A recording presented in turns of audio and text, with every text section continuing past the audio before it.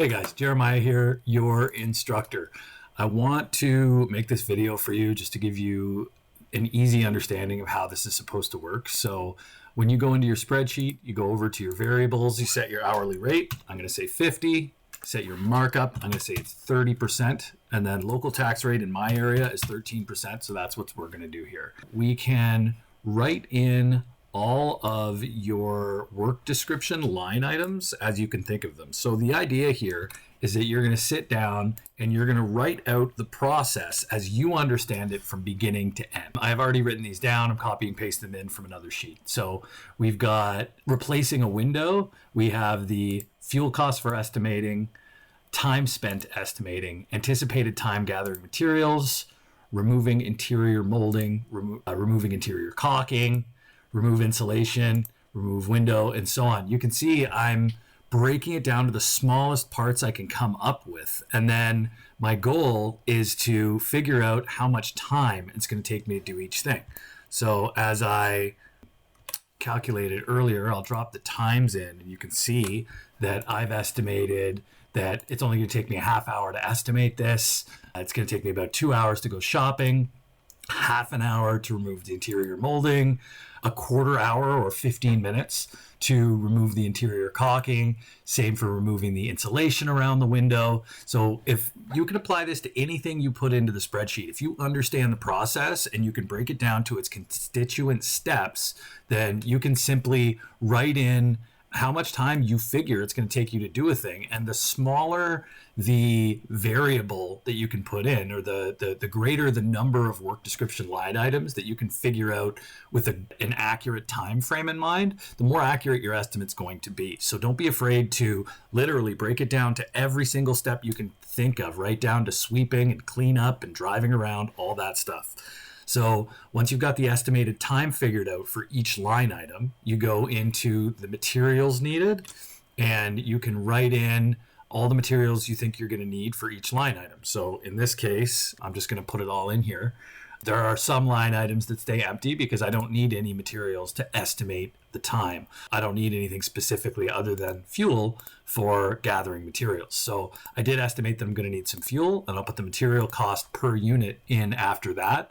But to begin with, let's just go through. So I need knife blades for removing the caulking. I'm going to need some waterproofing membrane. Around here, we buy blueskin. The window itself, we're going to have to buy some spray foam, different types of caulking for interior and exterior, some paint just to repaint the trim when I put that up, garbage bags, and you're probably going to do a dump run to get rid of the window. So you figure out your material cost per item on that.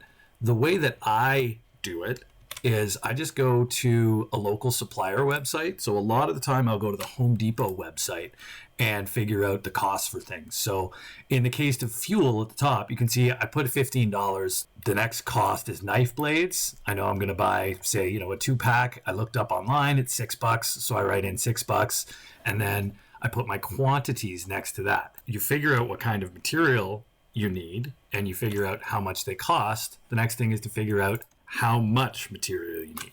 And that's what you put in the quantity section. So for example, I only need to fill up my gas tank with $15 one time for this job because it's very close by and it's only going to be one stop. The next thing is I'm going to get 2 $6 knife blades.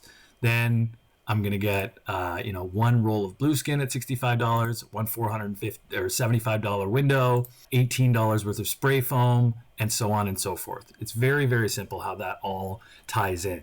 You can see your materials total over on this side for each line item. And if you direct your attention back up to the top, the spreadsheet conveniently puts together all of the variables. It adds them up for you.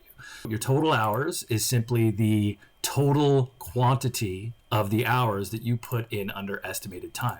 So this job is going to take 5.5 hours.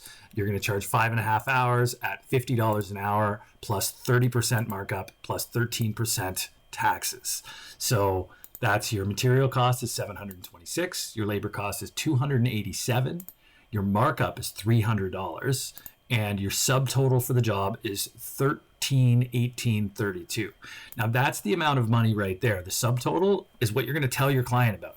You're going to say, hey, this job is 13, 18, 32 plus tax. That's what you're going to send over as your estimate. And we can show you a little later on how to make a nice looking estimate to email or text over to your client.